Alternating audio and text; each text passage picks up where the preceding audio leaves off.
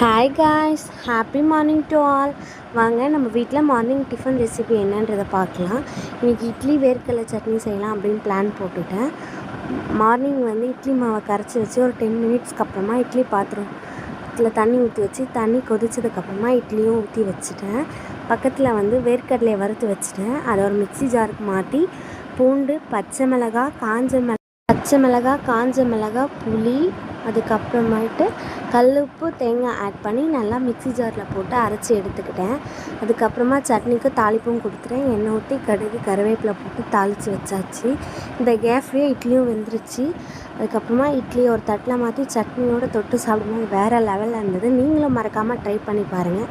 நம்மளோட வீடியோ உங்களுக்கு பிடிக்கும் அப்படின்னா மறக்காமல் லைக் பண்ணுங்கள், கமெண்ட் பண்ணுங்கள், ஷேர் பண்ணுங்கள், பெல் ஐக்கானை கிளிக் பண்ணி வச்சுக்கோங்க. தேங்க்யூ ஃபார் வாட்சிங். பாய். நெக்ஸ்ட் ரெசிபியோட நாளைக்கு மீட் பண்ணுறேன்.